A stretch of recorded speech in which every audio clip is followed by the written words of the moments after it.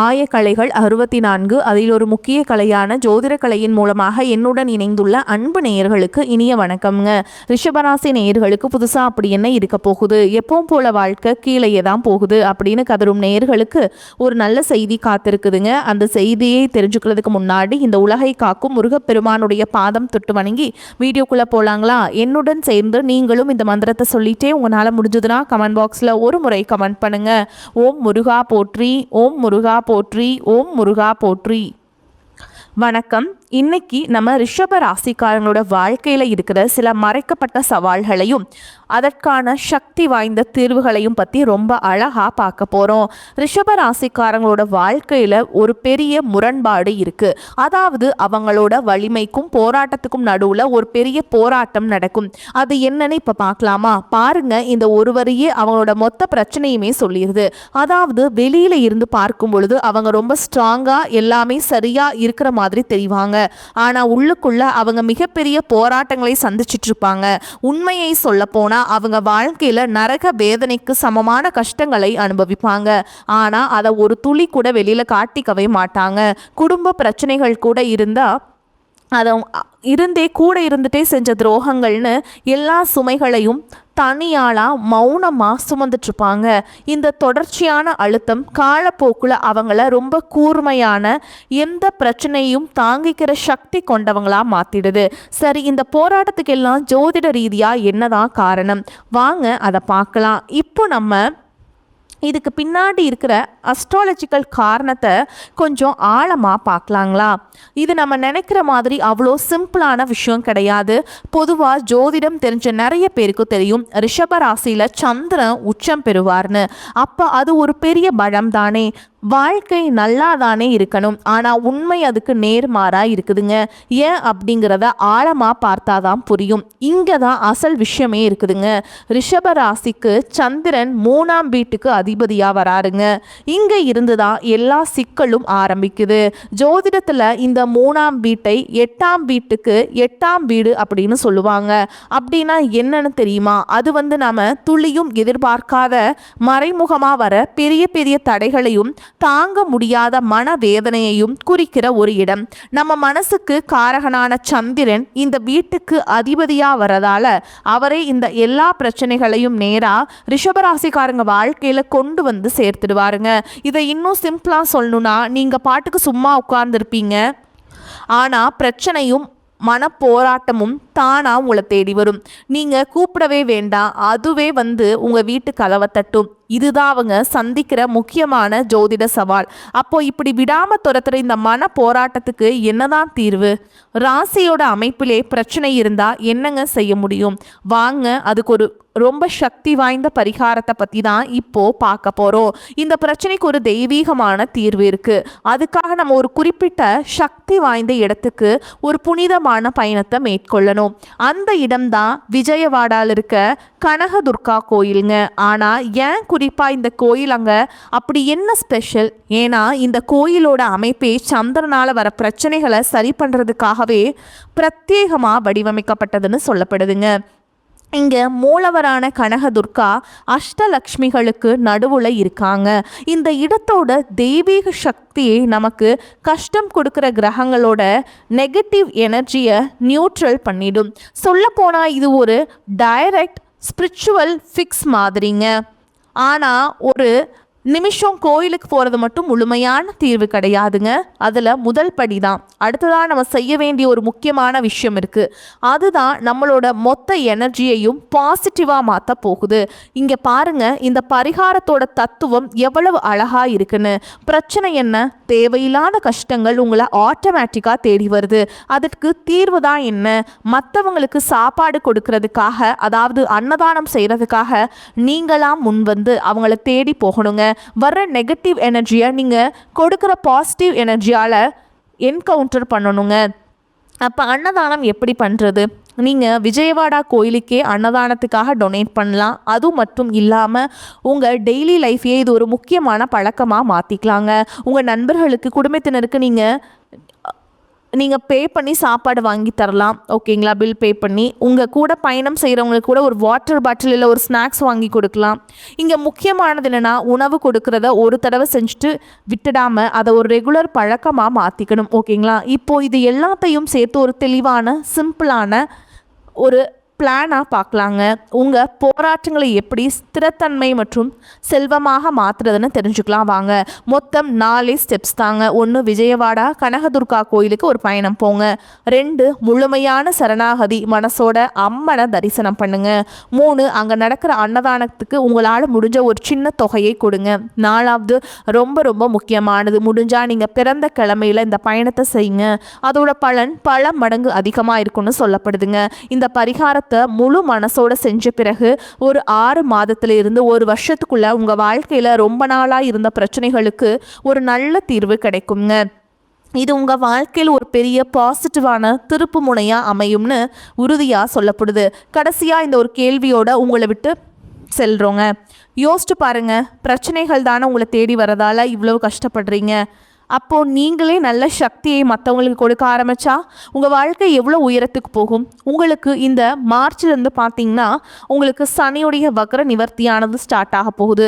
அதை தொடர்ந்து உங்களுக்கு குருவுடைய வக்ர பெயர்ச்சி, சுக்கிர பெயர்ச்சி, சூரிய பெயர்ச்சி, ராகு கேது பெயர்ச்சி, 5 வருட கிரகங்களுடைய சேர்க்கை, இனி வரக்கூடிய ஒரு 6-7 மாதங்கள் அப்படிங்கிறது உங்களுக்கு மிகப்பெரிய ஒரு ராஜயோகத்தை கொண்டுள்ள ஒரு காலகட்டமாகவே பார்க்கப்படுதுங்க. முதலாவதாக பார்த்தீங்கன்னா சனியுடைய வக்ர நிவர்த்தியானது உங்களுக்கு ஸ்டார்ட் ஆக போகுது. அதாவது பார்த்தீங்கன்னா சனி பகவான் தற்பொழுது மீன ராசியில் வக்ர நிவர்த்தி அடைய போகிறார். அப்படி வக்ர நிவர்த்தி அடைகிறதுனால என்ன ஆகும்னு பார்த்தீங்கன்னா, இத்தனை நாட்களாக கெட்டது, அதாவது மைனஸாக மட்டுமே செயல்பட்டு கொண்டிருந்த சனி பகவான் உங்களுக்கு ப்ளஸ்ஸாக மாறி செயல்பட போகிறார். இதன் மூலமாக கடந்த காலகட்டங்களில் நீங்கள் சனி பகவான் மூலமாக எதையெல்லாமே உங்கள் வாழ்க்கையில் இழந்தீங்களோ அது அனைத்தும் திரும்ப பெறக்கூடிய ஒரு காலகட்டமாகவே பார்க்கப்படுது. அதுக்கு அடுத்து பார்த்தீங்கன்னா குருவுடைய வக்ர நிவர்த்தி.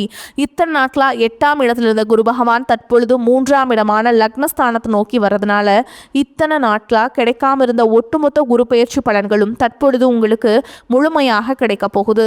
இதன் மூலமாக பொருளாதாரத்தில் ஒரு மிகப்பெரிய ஒரு அசுர வளர்ச்சி அப்படிங்கிறது உங்களுக்கு வரக்கூடிய நாட்களில் காத்துக்கிட்டு இருக்குதுங்க. அதற்கடுத்து பார்த்தீங்கன்னா சுக்கிர பயிற்சி. சுக்கிர பயிற்சியை பொறுத்த வரைக்கும் சுக்கிர பகவான் பார்த்தீங்கன்னா ரிஷப ராசிக்காரங்க உங்களுடைய வீட்டிலிருந்து பக்கத்தில் இருக்கக்கூடிய மிதுன ராசி வீட்டுக்கு பெயர்ந்திருக்காருங்க.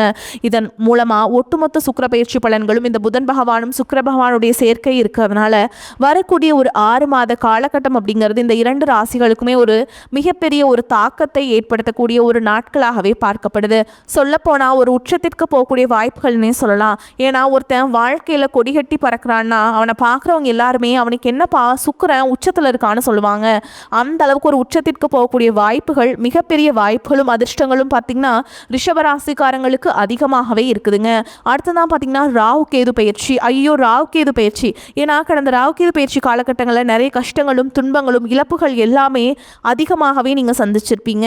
ஆனால் தற்பொழுது நடக்கக்கூடிய இந்த ராகு கேது காலகட்டங்களில் நீங்கள் நிறைய விஷயங்கள் பார்த்தீங்கன்னா எஃபர்ட் போட்டிருப்பீங்க. ஆனால் அது கிடைக்குமா கிடைக்காதான்னு ரொம்ப ஆவலோடு எதிர்பார்த்துட்டு இருந்த கடந்த காலகட்டங்கள் அது எல்லாமே கிடைக்காம போயிருக்கும். ஆனால் தற்பொழுது நீங்கள் நினச்ச மாதிரியும் அதுக்கான எஃபர்ட் போட்ட அனைத்து விஷயங்களும் உங்களுக்கு விரைவில் கை கூட போகுதுங்க. அந்த அளவுக்கு வரக்கூடிய இந்த ராகுகேது காலகட்டம் அப்படிங்கிறது நல்ல ஒரு முன்னேற்றத்தை தரக்கூடிய ராகுகேது காலகட்டமாகவே உங்களுக்கு பார்க்கப்படுது. கடந்த காலகட்டங்களில் நல்ல ஒரு வேலைங்கிறது கிடைச்சிருக்காது. ஏதோ ஒரு கிடைக்கிற வேலைக்கு ஒரு 10,000 சம்பளத்துக்கோ 15,000 சம்பளத்துக்கோ பிடிக்காத ஒரு வேலையை குடும்ப கஷ்டத்துக்காக வேறு வழியே இல்லாமல் செஞ்சுட்டு இருந்திருப்பீங்க. ஆனால் இனி வரக்கூடிய நாட்களில் நீங்கள் படித்த படிப்புக்கு ஏற்ற மாதிரியும் உங்களுக்கு பிடிச்ச மாதிரியும் நீங்கள் ஒரு அரசாங்க வேலைக்கு ட்ரை பண்ணாலும் சரி, ஒரு ஐடி ஜாபோ ப்ரைவேட் ஜாபோ பேங்க் ஜாபோ நீங்கள் எங்கே வேலைக்கு ட்ரை பண்ணாலும் அந்த ஜாப் அப்படிங்கிறது உங்களுக்கு நிச்சயமாக கிடைக்க போகுதுங்க. கோர்ட்டு கேஸுன்னு ரொம்ப நாட்டில் அலைஞ்சிட்டு இருக்க நபர்களுக்கு விரைவில் உங்களுக்கு சாதகமாகவே தீர்ப்பு வரும். சொத்து பிரச்சனையும் உங்களுக்கு சாதகமாகவே முடியும். சனி பகவானுடைய பார்வை உங்களுக்கு நேரடியாகவே இருக்குது. இதன் மூலம் வருமானம் அப்படிங்கிறது பல வழிகளில் வரும். தொழிலில் லாபம் சற்று அதிகமாகவே கிடைக்கும். அரசியல்வாதிகளை பொறுத்த வரைக்கும் புதிய பொறுப்புகள் புதிய பதவிகள் எல்லாமே தானாகவே உங்களை வந்து சேரும். ராகு கேதுவால் உங்களுடைய செல்வாக்கு உயரும். உடல் ஆரோக்கியம் மேம்படும். சங்கடங்கள் விலகும். மறைமுகமாக உங்கள் தொழில் வாழ்க்கையிலும் சரி இல்லற வாழ்க்கையிலும் சரி நிறைய நபர்கள் தொல்லை கொடுத்துருப்பாங்க. இனி அவங்களுடைய தொந்தரவுங்கிறது முழுவதுமாகவே இருக்காது. கடந்த காலகட்டங்களில் நீங்களும் ஒரு கம்பெனியில் இரவு பகல் பார்க்காம உழைச்சிட்டு இருந்திருப்பீங்க. உங்களுடைய சொந்த கம்பெனியாக நினச்சி வேலை செஞ்சுருப்பீங்க. ஆனால் உங்களுக்கு இது நாள் வரைக்கும் சரியான ஒரு அங்கீகாரம் அப்படிங்கிறது கிடச்சிருக்காது. உங்களுக்கு அப்புறம் உங்கள் கூடையோ நிறைய நபர்கள் வேலைக்கு வந்திருப்பாங்க. அவங்களுக்கு நிறைய சலுகைகள் எல்லாமே கிடைச்சி நல்ல ஒரு முன்னேற்றத்திற்கு போயிருப்பாங்க. ஆனால் நீங்கள் மட்டும் எப்படி வேலைக்கு போய் சேர்ந்தீங்களோ அதே மாதிரி தான் இன்னைக்கு வரைக்குமே இருந்திருப்பீங்க. ஆனால் இனி வரக்கூடிய நாட்களில் உங்களுக்கு சம்பள உயர்வு, பதவி உயர்வு, உங்களுக்கு மேல் இருக்கக்கூடிய அதிகாரிகளுடைய ஆதரவு முதற்கொண்டு உங்களுக்கு கிடைக்க போகுதுங்க. இனி உங்கள் வார்த்தைக்கு மதிப்பு மரியாதை கிடைக்கும். அந்தஸ்தில் நீங்கள் எதிர்பார்த்த உயர்வுக்கு போக போகிறீங்க. இனி நினைச்சது எல்லாமே நடக்கும். தொழில் வியாபார தடைகள் அனைத்தும் விலகும். லாபம் அதிகமாக கிடைக்கும். முன்னேற்றம் உண்டாகும். வரவேண்டிய பணம் விரைவில் கைக்கு வந்து சேரும். குடும்பத்தில் நெருக்கடிகள் விலகும். லாபம் அதிகமாக கிடைக்குங்க. முன்னேற்றம் உண்டாகும். வரவேண்டிய பணம் கைக்கு வந்து சேரும். வெளிநாட்டு முயற்சிகள் வெற்றியை தரும். தெய்வ சிந்தனை அதிகமாகும். பெரியோர்களுடைய உதவிகள் கிடைக்கும். உறவுகளில் இருந்த சண்டை சச்சரவு முழுவதுமாகவே விலகும். புதிய நண்பர்கள் உங்களுக்கு உதவி செய்வாங்க. தொழிலில் ஏற்பட்ட நெருக்கடிகள் நீங்கும். முடங்கி கிடந்த நிறுவனங்கள் மீண்டும் இயங்கும். வியாபாரத்தில் எதிர்பார்த்த லாபம் கிடைக்கும். புதிய தொழில் தொடங்கக்கூடிய முயற்சிகள் அனைத்தும் கண்டிப்பாக உங்களுக்கு வெற்றியை தரும். கடந்த காலகட்டங்களில் திருமண நிலை அப்படிங்கிறது பார்த்திங்கன்னா நிறைய பிரச்சனையும் சிக்கலையும் தடங்களையுமே அதிகமாகவே சந்திச்சிருப்பீங்க. இதில் குறிப்பாக பார்த்தீங்கன்னா பெண்களுக்கு எளிதாக திருமணம் அப்படிங்கிறது அடைஞ்சிருது. ஆனால் ரிஷபராசி ஆண்கள் தான் ரொம்ப ரொம்ப பாவம். அடிச்சு பிடிச்சி நிச்சயதார்த்தம் வரைக்கும் போனால் கூட அக்கம் பக்கம் இருக்கவங்க தெரிஞ்சவங்கன்னு கெடுத்து விடுறதுக்கு நிறைய நபர்கள் இருக்காங்க. அது மட்டும் இல்லாமல் ஜாதகத்திலே பார்த்தீங்கன்னா சுத்த ஜாதகம், ராவுகேது ஜாதகம், செவ்வாய் ஜாதகம் அப்படிங்கிறது ஏகப்பட்ட பிரச்சனையை சந்திக்கிறீங்க. இது அனைத்தும் நிவர்த்தியாகி வரக்கூடிய முதல் 6 மாதங்களுக்குள்ளேயே நீங்கள் திருமண வாழ்க்கைக்குள்ளே அடியெடுத்து வைக்க போகிறீங்க. வாழ்க்கை துணையை இழந்த நபர்களுக்கு பார்த்தீங்கன்னா இந்த 2026 நிச்சயமாக ஒரு மாற்றத்தையும் வெற்றியையும் ஏற்படுத்தி தரக்கூடிய ஒரு ஆண்டாகவே பார்க்கப்படுது. குழந்தை பாக்கியத்திற்காக ஏங்கியவர்களுக்கு கண்டிப்பாக வரக்கூடிய ஒரு 6-7-8 மாதங்களுக்குள்ள நிச்சயமாக உங்களுக்கு உடல் சார்ந்த பிரச்சனை அனைத்தும் முழுவதுமாக நிவர்த்தியாகி விரைவில் உங்கள் குழந்தை பாக்கியம் அப்படிங்கிறது நிச்சயமாக உண்டாகுங்க. காதலிப்பவர்களுக்கு இந்த 2026 நல்ல ஒரு உகந்த ஆண்டாகவும் காதல் அனைத்தும் கைவிடக்கூடிய பிரச்சனைகள் எல்லாமே கைவிட்டுட்டு எல்லாமே கைகூடக்கூடிய ஒரு ஆண்டாகவும் வெற்றியை தரக்கூடிய ஒரு ஆண்டாகவும் இந்த 2026 காதலர்களுக்கு பார்க்கப்படுது. இனி வரக்கூடிய நாட்களில் கடினமான காரியத்தையும் சுலபமாக செஞ்சு முடிச்சிருவீங்க. உங்கள் எளிமையான பேச்சு திறமையால் நீங்கள் அனைவரையுமே கவர்ந்தெழுப்பீங்க. சமூகத்தில் உங்கள் பெயருக்கும் புகழுக்கும் படிப்படியாக முன்னேற்றம் வரப்போகுது. சிலருக்கு படிப்பதற்காகவும் வேலை விஷயமாகவும் தொழில் விஷயமாகவும் வெளியூர் வெளிநாடு போகக்கூடிய வாய்ப்புகள் எல்லாமே கிடைக்க போகுதுங்க. குடும்பத்தில் கடந்த காலகட்டங்களில் எந்த ஒரு சுப நிகழ்ச்சியுமே நடந்திருக்காது. இதை நினச்சி வீட்டில் இருக்கக்கூடிய பெரியவங்க எல்லாமே ரொம்பவே வருத்தப்பட்டு இருந்திருப்பாங்க. ஆனால் இனி வரக்கூடிய நாட்களில் உங்கள் குடும்பத்தில் திருமணம், சீமந்தம், புதிதாக வீடு கட்ட ஆரம்பிப்பீங்க. கிரகப்பிரவேசம் போன்ற சுப நிகழ்ச்சிகள் எல்லாமே நடக்க போகுது. குறிப்பாக வரக்கூடிய நாட்களை பொறுத்த வரைக்கும் கொஞ்சம் உறவுகள் மத்தியிலுமே கொஞ்சம் ஜாக்கிரதையாக செயல்படுறது ரொம்ப ரொம்ப நல்லதுங்க. குறிப்பாக எல்லா விஷயத்தையுமே கொஞ்சம் ரகசியமாக வச்சுக்கோங்க. எதையுமே யார்கிட்டையுமே ஷேர் பண்ணாத வரைக்கும் உங்களுக்கு எந்த ஒரு பாதிப்புமே கிடையாதுங்க. உங்களை அழிக்க நினைக்க நிறைய நபர்கள் கூடவே இருக்கிறாங்க. தவறான வழியில் மட்டும் போகாம பேசாம நல்ல ஒழுக்கத்துடன் வரக்கூடிய நாட்கள் இருந்தா இந்த 2026 நிச்சயமா உங்களுக்கு வெற்றியை தரக்கூடிய ஒரு ஆண்டாகவே பார்க்கப்படுதுங்க. மேலும் உங்களை பொறுத்த வரைக்கும் நட்சத்திர பலன்களை பார்க்கலாங்க. அந்த வகையில் கார்த்திகை நட்சத்திரம் 2ஆம் பாதம், 3ஆம் பாதம், 4ஆம் பாதம். உங்களை பொறுத்த வரைக்கும் தேவையற்ற அலைச்சலை குறைத்து கொள்வது நல்லதுங்க. எல்லா வகையிலையுமே நன்மைகள் உண்டாகும். மற்றவர்களுக்கு உதவிகள் செய்ய தூண்டும். பிரிந்து சென்றவர்கள் மீண்டும் சந்திக்க நேரலாம். மாணவர்கள் கல்வியில் வெற்றி பெறவும் மேல் படிப்பு படிக்கவும் எடுக்கும் முயற்சிகள் சாதகமான பலனை கொடுக்கும். அடுத்ததா ரோஹிணி நட்சத்திரம். எடுத்த காரியத்தை தைரியமாக உறுதியுடன் செயல்படுத்துவீங்க. வாழ்க்கைக்கு தேவையான புதிய வசதிகள் கிடைக்கும். உறவினர்கள் மூலம் உதவிகள் கிடைக்கும். புதிய ஆடை அணிகலன்கள், ஆடம்பர பொருட்கள் வாங்குவீங்க. வீடு மனை வாங்க திட்டமிடுவீங்க. சிலர் புதிய வாகனம் வாங்குவீங்க. எடுக்கும் காரியம் சிறிது முயற்சிக்கு பின் நடைபெறும். அடுத்ததாம் மிருகசீரிஷ நட்சத்திரம் 1ஆம் பாதம், 2ஆம் பாதம். உங்களை பொறுத்த வரைக்கும் தொழில் வியாபாரம் ஏற்ற இறக்கமாக இருந்தது. இனி சீராகும். ஆனால் பழைய பாக்கிகளை வசூலிப்பதற்கு அலைய வேண்டியிருக்கும். உத்தியோகத்தர்கள் கூடுதலாக பணியாற்ற வேண்டியிருக்கும். அதே நேரத்தில் பணிகளை செய்து முடிக்க தேவையான வசதி வாய்ப்புகள் கிடைக்கும். தேவையற்ற வார்த்தைகளை தவிர்ப்பது நன்மையை தரும். உங்களை பொறுத்த வரைக்கும் பரிகாரம் அப்படின்னு பார்த்தீங்கன்னா வெள்ளிக்கிழமைகள் தோறும் ஆண்டாள் தாயாரை வணங்குவது உங்களுக்கு ஏற்றத்தை ஏற்படுத்தி கொடுக்கும். அதே மாதிரிங்க உங்களை பொறுத்த வரைக்கும் அதிர்ஷ்டம் தரக்கூடிய எண்கள்னு பார்த்தீங்கன்னா 2, 7ங்க. இந்த எண்களை அதிகமாக பயன்படுத்துங்க. அதிர்ஷ்டத்தை அதிக அளவில் ஈர்த்து கொடுக்கும். நீங்கள் உங்களுக்கு அதிர்ஷ்டத்தை ஈர்க்கக்கூடிய கிழமைகள்னு பார்த்தீங்கன்னா திங்கள், வியாழனுங்க. இந்த நாட்களை சுப காரியங்கள் செய்ய பயன்படுத்திக்கோங்க. நன்மைகளை கொண்டு முடியும். அதே மாதிரி சந்திராஷ்டமம் வரக்கூடிய நாட்களை ரொம்பவே கவனமாக இருக்கணும். குறிப்பாக முடிவுகள் எடுக்கிறத ரொம்பவே கவனமாக இருக்கணும். அந்த நாட்கள் வந்து முடிவெடுக்காமல் இருக்கிறது உங்களுக்கு ரொம்பவே நல்லதுங்க. அந்த நாட்களில் எங்கும் கவனம், எதிலும் கவனம். வாய்ப்புகள் வந்து உங்களுக்கு ஒரு முறை தான் கதவை தட்டும். அந்த வாய்ப்புகளை வந்து நீங்கள் கரெக்டாக பயன்படுத்திக்கோங்க. வாய்ப்புகளை வந்து தவற விட்டுறாதீங்க.